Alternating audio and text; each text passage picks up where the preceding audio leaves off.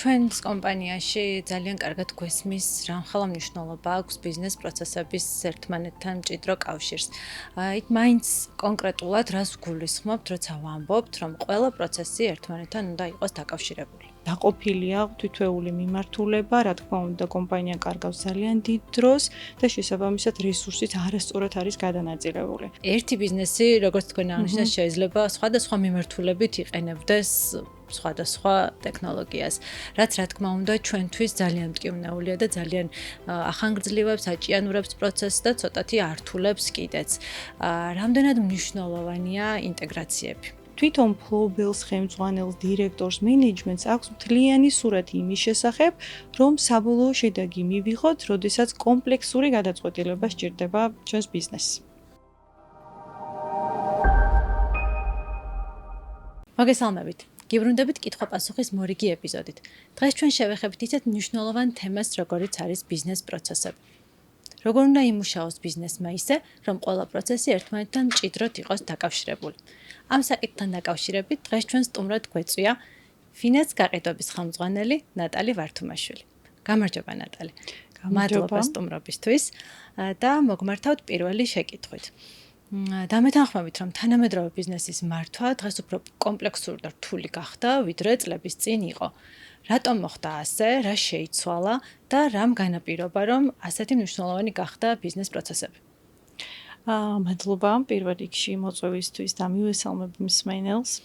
როგორც თქვენც აღნიშნეთ, წლების წინ ბიზნეს მიმართულებაში ერთ-ერთი მნიშვნელოვანი მიმართულება იყო კონტროლი იმ ნაწილის, რომ გაყიდვები როგორ მიმდინარეობს, მათ შორის მარაგები, მაგრამ დღესდღეობით ბევრად უფრო კომპლექსური ხდება ეს მიმართულება.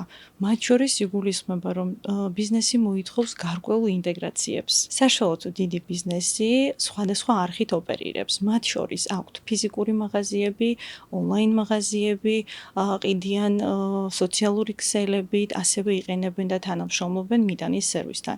რა თქმა უნდა, ამ ყველაფერს ემატება ფინანსური ანალიზი, მათ შორის ბუღალტერია, ლოიალობის სისტემის ინტეგრაცია და მომხმარებელთან ურთიერთობის ნაწილში ეს ერთ-ერთი მნიშვნელოვანია და ამ ყველაფერს რა თქმა უნდა ასრულებს ანალიტიკური ნაწილი. ამ პირობებში მთავარი გამოწვევა აღარ არის, რომ ცალკეული პროცესი ინდივიდუალურად აისახოს, აქ არის მთავარი, რომ ყველაფერი ერთმანეთთან იყოს დაკავშირებული და სინქრონში მუშაობდეს. მაგალითად, ვაჭრობის მოდული, აქ ბიზნეს ფლობელს შეუძლია მართოს და აკონტროლოს გაყიდვები, მარაგები, ფასები და ერთ სისტემაში შესთავაზოს ლოიალობის სისტემა.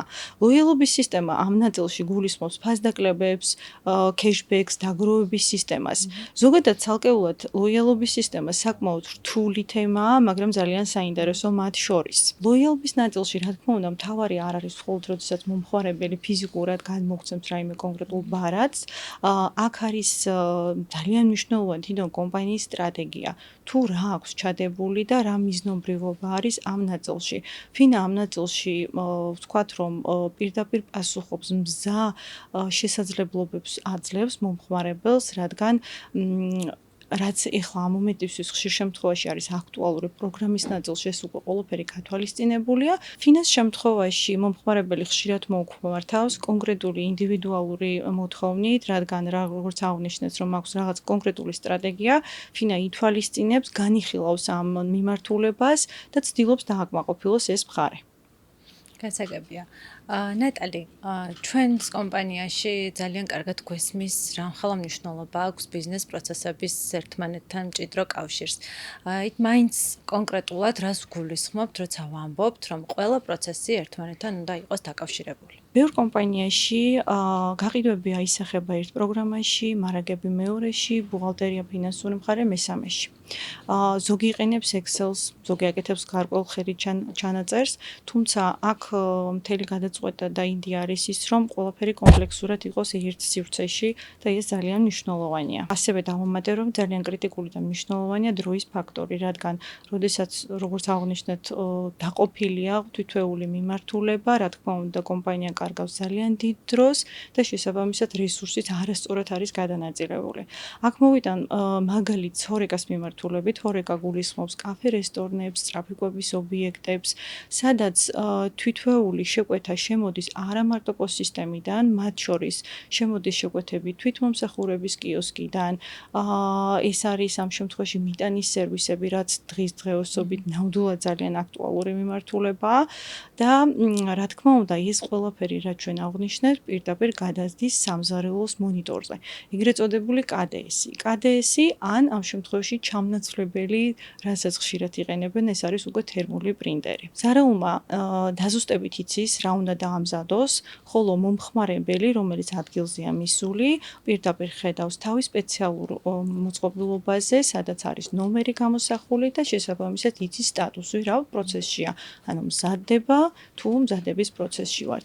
ეს რა თქმა უნდა თვითონ ბიზნეს მიმართულებას ეხმარება იმაში, რომ რა თქმა უნდა რიგები ავიცილოთ თავიდან, რაც ძალიან აქტუალურია და მათ შორის რა თქმა უნდა პროცესი ბევრად უფრო დაალაგებული ხდება. გასაგებია. ჩვენი პრაქტიკული გამოცდილებიდან გამომდინარე გეტყვით, რომ ძალიან ბევრ ბიზნესთან გვაქვს შეხება და ეს ბევრი ბიზნესი მოღვაწეობს აბსოლუტურად განსხვავებულ სფეროებში და იყენებენ აბსოლუტურად განსხვავებულ ციფრულ ტექნოლოგიებს. ერთი ბიზნესი, როგორც თქვენ აღნიშნეთ, შეიძლება სხვადასხვა მიმართულებით იყენებდეს სხვადასხვა ტექნოლოგიას, რაც რა თქმა უნდა ჩვენთვის ძალიან მტკივნეულია და ძალიან ახანგრძლივებს, აჭიანურებს პროცესს და ცოტათი ართულებს კიდეც. რამდენად მნიშვნელოვანია ინტეგრაციები? თანამედროვე მრავალფუნქციური პროგრამა დღესდღეობით უნდა ურთიერთობებდეს ისეთ პლატფორმებთან, რომლებიც დღესდღეობით აქტუალურია, ხომ? ისევ მაგალითს მოვიყვან, სასტუმროს მიმართულება, ამ შემთხვევაში აქ არის ორი გამოწვევა. ერთი არის, რომ ჯავშნები მართოთ და მეორე ეს არის, როდესაც შიდა პროცესებს, ესე ვთქვათ, ავღრიცხავთ. პირველთან დაკავშირებით მინდა ვთქვა, რომ ფინაში არის ინტეგრაცია channel manager-თან დაკავშირებით, რომელიც გულისხმობს მაგალითად ისეთი არხები, როგორც არის Booking-ი, Expedia და სხვა მსგავსი ტიპის არხები, ჩვენთან შემოდის პირდაპირ ეს არსებული ჯავშანი. თუმცა კომპანიებს აქვთ ასევე ონლაინ ანუ პლატფორმები, სადაც იქაც აფიქსირებენ, ესე ვთქვათ, ჯავშანს, რომელიც სინქრონდება და პირდაპირ გადმოდის სასტუმროს მოდულში. თუმცა, რა თქმა უნდა, სასტუმროს ნაწილში მხოლოდ ჯავშნები არ არის, აქ ასევე მნიშვნელოვანია შიდა პროცესების, ესე ვთქვათ, აღრიცხვა და ამ ნაწილშიც ფინა მაქსიმალურად პასუხობს ყველა იმ საჭიროებას. მათ შორის ეს არის დალაგების სისტემა, ეგრეთ წოდებული housekeeping-ი, ეს არის ინციდენტების მართვა, მაგალითად რაღაცა დაზიანება გვაქვს, რაც ასევე მნიშვნელოვანია, ოთახების დაბლოკვა და სხვა მრავალი. ამ ნაწილში ასევე გამოვყოფდი ერთ ნაწილს, რომელიც გულისხმობს გარკვეულ ინტეგრაციას კვებით ნაწილზე, რადგან ხშირი შემთხვევა, როდესაც სასტუმროში არის კვების ობიექტი, ეს იქნება პატარა კაფე, რესტორანი, თუნდაც მინიბარი, ამ შემთხვევაში ასეთ დროს თვითონ მიმტანს ან თუნდაც რესეფშენის თანამშრომელს შეუძლია კონკრეტული ეს ხარჯი მიაწეროს ოთახს და რა თქმა უნდა დარიცხვაში ეს იქნება მერე გათვალისწინებული. ხოლო როდესაც ჩეკაუთი ხდება და მომხმარებელი უკვე გადის, ის ხედავს მზა, ასე ვთქვათ, შედეგს ინვოისის სახით, თუ რა იყო მომსახურების ნაწილი და რა იყო მაგალითად კვების მიმართულება, რაც ასევე ძალიან მნიშვნელოვანია და პროცესს ძალიან აადვილებს. ნამდვილად გეთანხმებით. ნატალი, როგორც აღნიშნეთ, ყველა ბიზნესს აქვს განსხვავებული და მრავალფეროვანი საჭიროებები. რამდენად არის შესაძლებელი, რომ ერთმა კონკრეტულმა პროგრამამ დააკმაყოფილოს ყველა ეს საჭიროება? კი ბატონო. ნახეთ, როგორც ვისაუბრეთ და რამოდენიმე მაგალითი მოვიყვანეთ, ეს იყო ერთ-ერთი მაგალითად ვაჭრობა, ჰორეკა, სასტუმროს მიმართულება, ასევე კიდე სხვა მრავალი სექტორია თვითონ ფინაში, მაგრამ დღეს ალბათ ყველას ვერ შევეხებით, რა თქმა უნდა, მაგრამ თავარი არის ის, რომ ფინას აქვს გათვალისწინებული თვითვეული ბიზნესის სპეციფიკა ამ შემთხვევაში და ყველაზე კიდევ მთავარი ის არის, რომ ყველაფერი ერთობლიობაში იყრის თავს და თვითონ ფლობელს, ხელმძღვანელს, დირექტორს მენეჯმენტს აქვს მთლიანი სურათი იმის შესახებ, რომ საბოლოო შედეგი მივიღოთ, როდესაც კომპლექსური გადაწყვეტილება სჭირდება ჩვენს ბიზნესს. ნატალი, თუ დღეს კომპანია გადაწყვეტს, რომ უნდა შეარჩიოს პროგრამა და ეს პროგრამა უნდა იყოს მრავალფუნქციური. რა არის ის მნიშვნელოვანი კრიტერიუმები, რომლებიც ამ შერჩევის დროს უნდა იქნას გათვალისწინებული? კი ბატონო.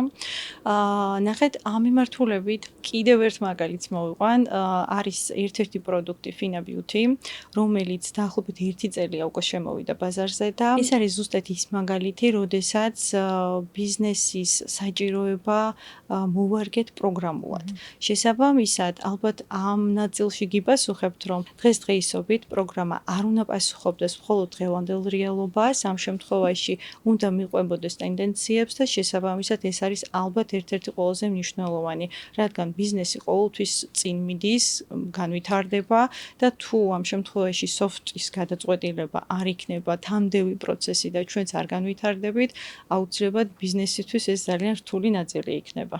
ნამდვილად ასეა, ნატალი, დაგეთანხმებით და მინდა ასევე აღვნიშნო, რამდენად მნიშვნელოვანია ჩვენნაირი კომპანიებისთვის თქვენი soft-ის მომსახურება, ვინაიდან როგორც გითხარით, ძალიან ბევრ სფეროში, ძალიან ბევრ მეწარმესთან გვაქვს კავშირი და ძალიან გვიმარტივებს ყველანაირი ტექნოლოგიური სიახლე ამ პროცესს. დიდი მადლობა სტუმრობისთვის, დაგემშვიდობებით. ეს იყო ჩვენი დღევანდელი ეპიზოდი. თუ თქვენს დაგჭირთ რაიმე კითხვები, გთხოვთ დაგვიწერეთ კომენტარებში და ჩვენ აუცილებლად გიპასუხებთ.